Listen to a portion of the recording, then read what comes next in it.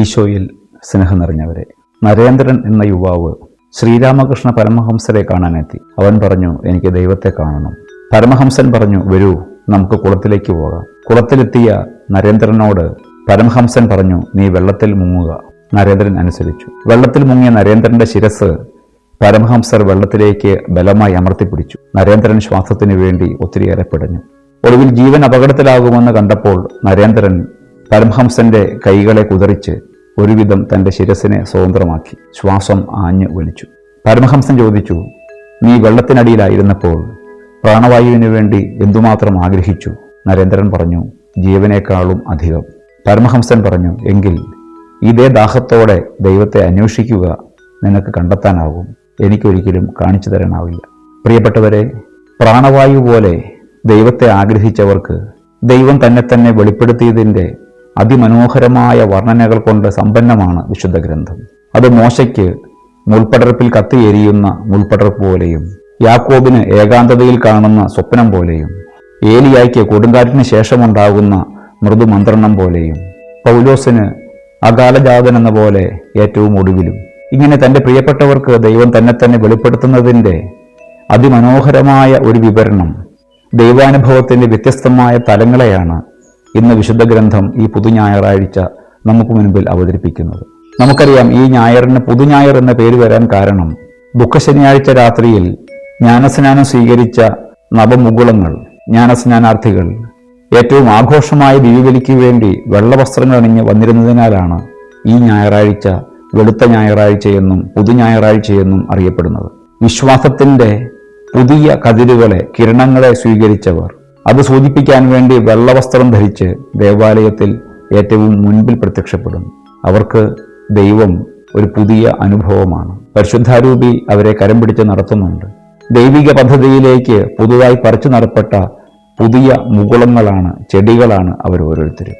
ഇപ്രകാരം തന്നെ അന്വേഷിക്കുന്നവർക്ക് ദൈവം തന്നെ എപ്രകാരം വെളിപ്പെടുത്തുമെന്നാണ് ഒന്നാമത്തെ വായനയിൽ നാം കേൾക്കുന്നത്. ലേവ്യരുടെ പുസ്തകം 26-ാം അധ്യായം 1 മുതൽ 13 വരെയുള്ള വാക്യങ്ങൾ. അവിടെ ദൈവം ഇസ്രായേലിനോട് പറയുകയാണ്, നിങ്ങൾ വിഗ്രഹങ്ങളുടെ പിന്നാലെ പോകരുത്, നിങ്ങൾ കൊത്തുരൂപങ്ങളെ നിർമ്മിക്കരുത്. ഞാനാണ് നിങ്ങളുടെ ദൈവം. ഞാൻ നിങ്ങൾക്ക് ആവശ്യാനുസരണം മഴ നൽകും, ജലം നൽകും, ഫലങ്ങളെ നൽകും. നിങ്ങളെ സകല രീതികളിലും ഞാൻ പരിപാലിക്കും. നിങ്ങൾ എന്നെ അനുസരിക്കുകയും എന്നെ മാത്രം ആരാധിക്കുകയും ചെയ്താൽ നിങ്ങൾ എൻ്റെ ജനവും ഞാൻ നിങ്ങളുടെ ദൈവവുമായിരിക്കും. പ്രിയപ്പെട്ടവരെ, എത്ര മനോഹരമായ ഇഴയടുപ്പമുള്ള ഒരു ബന്ധത്തെക്കുറിച്ചാണ് ദൈവം പറയുന്നത്. നിങ്ങൾ എൻ്റെ ജനവും ഞാൻ നിങ്ങളുടെ ദൈവവും. മരുഭൂമിയിലൂടെ കടന്നു പോകുന്ന ഒരു ജനതയോട് ദൈവം പറയുകയാണ്, ഞാൻ നിങ്ങൾക്ക് ജലം തരും. മരുഭൂമിയിൽ കൂടാരമടിക്കുന്ന ഒരു ജനതയോട് ദൈവം പറയുകയാണ്, ഞാൻ നിങ്ങളുടെ വിളവുകളെ അനുഗ്രഹിക്കും, നിങ്ങൾക്ക് സമൃദ്ധമായി ഫലങ്ങൾ നൽകും. ദൈവം കൂടെ ഉണ്ടാകുമ്പോൾ ദൈവാനുഭവ സമൃദ്ധിയിൽ ജീവിക്കുന്ന ഒരാത്മാവ് അനുഭവിക്കുന്ന ആത്മീയവും ഭൗതികവുമായ നന്മകളെക്കുറിച്ച്, ആ നന്മയുടെ പെയ്ത്തുകളെക്കുറിച്ചാണ് ഒന്നാമത്തെ വായന നമ്മോട് സംസാരിക്കുന്നത്. പ്രിയപ്പെട്ടവരെ, രണ്ടാമത്തെ വായനയിൽ ഏശയ്യാ പ്രവാചകന്റെ പുസ്തകം 44-ാം അധ്യായം 1 മുതൽ 8 വരെയുള്ള വാക്യങ്ങളിൽ ദൈവം തന്നെ തേടുന്നവരോട്, തൻ്റെ പ്രിയപ്പെട്ട മക്കളോട് പറയുകയാണ്, ഭയപ്പെടേണ്ട. ബൈബിൾ ഏറ്റവും അധികം ആവർത്തിക്കുന്ന വാക്ക് ഭയപ്പെടേണ്ട എന്നുള്ളതാണെന്ന് കേട്ടിട്ടുണ്ട്. ഇവിടെ ദൈവം പറയുകയാണ്, നീ ഭയപ്പെടേണ്ട, ഞാൻ നിന്റെ ദൈവമായ കർത്താവാണ്. ഞാൻ വരണ്ട നിലത്ത് അരുവികളും ഉണങ്ങിയ നിലത്ത് മഴയും നൽകും. വരണ്ടുപോയ എല്ലാ ഹൃദയങ്ങളിലും ദൈവാത്മാവിൻ്റെ നിറവിൻ്റെ അരുവികളെ ഒഴുക്കുന്ന, ഉണങ്ങിപ്പോയ എല്ലാ മാനവ ഹൃദയങ്ങളിലേക്കും ദൈവകരുണയുടെ മാരിയെ വർഷിക്കുന്ന ദൈവമാണ് താനെന്ന് ദൈവം സ്വയം പരിചയപ്പെടുത്തുകയാണ്. അവിടുന്ന് പറയുന്നുണ്ട്, ചെറിയവനായ യാക്കോബേ, നീ ഭയപ്പെടേണ്ട, ഞാൻ നിന്റെ കർത്താവാണ്.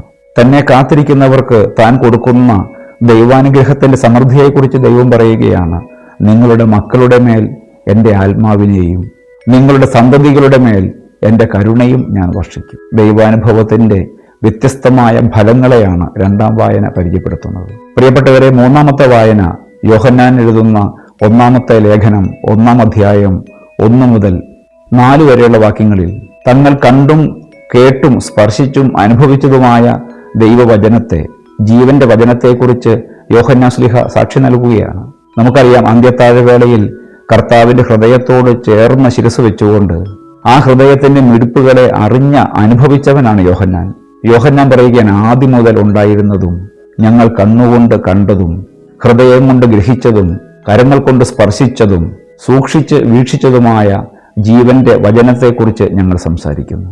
ഒരു മനുഷ്യന് അനുഭവിക്കാൻ ദൈവം നൽകിയിട്ടുള്ള എല്ലാ ഇന്ദ്രിയങ്ങളുടെയും പഞ്ചേന്ദ്രിയങ്ങളുടെയും സഹായത്തോടെ തങ്ങൾ എപ്രകാരമാണ് ദൈവത്തെ തിരിച്ചറിഞ്ഞതെന്ന് അനുഭവിച്ചതെന്ന് യോഹന്നാൻ ഇവിടെ വ്യക്തമാക്കുകയാണ്.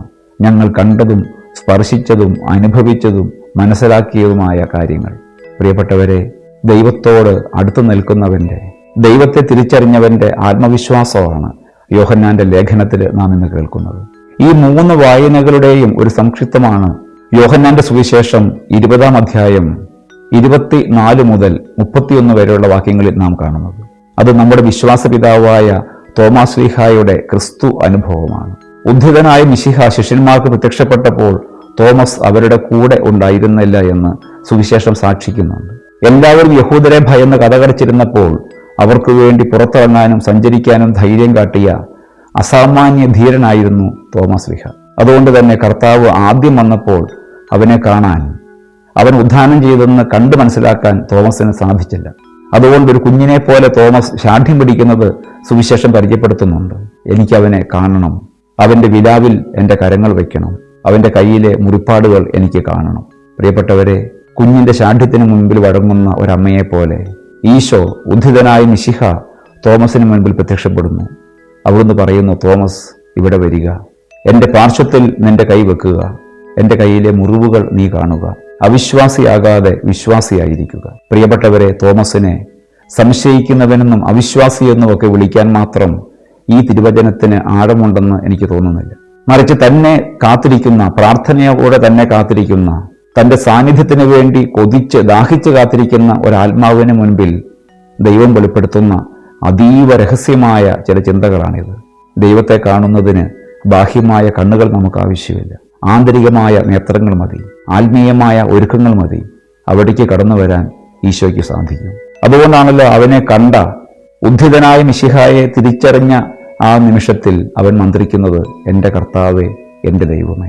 ഇതിനേക്കാൾ വലിയ ഒരു ചുരുക്കെഴുത്ത് വിശ്വാസത്തിന്, ഭക്തിക്ക്, ദൈവാനുഭവത്തിന് കൊടുക്കാനുണ്ടെന്ന് തോന്നുന്നില്ല.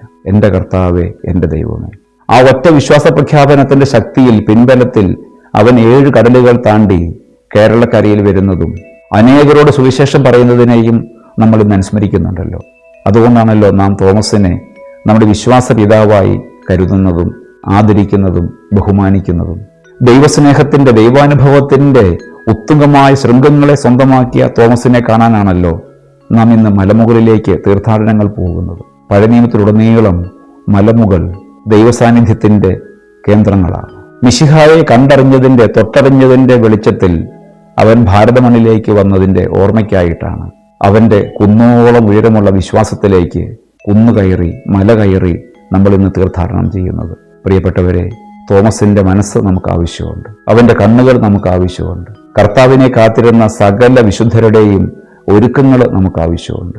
അപ്പോഴാണ് നമ്മുടെ സാധാരണമായ ഞായറുകൾ പുതുഞായറുകളായിട്ട് രൂപാന്തരപ്പെടുന്നത്. വരണ്ട നിലങ്ങളിൽ അവിടുത്തെ അരൂപിയുടെ അരുവികൾ പൊട്ടിമുളയ്ക്കുന്നത്. ഉണങ്ങിപ്പോയ മണ്ണുകളിലേക്ക് അവൻ്റെ മഹാകരുണയുടെ മഴപ്പെയ്ത്തുകൾ പെയ്തു വീഴുന്നത്.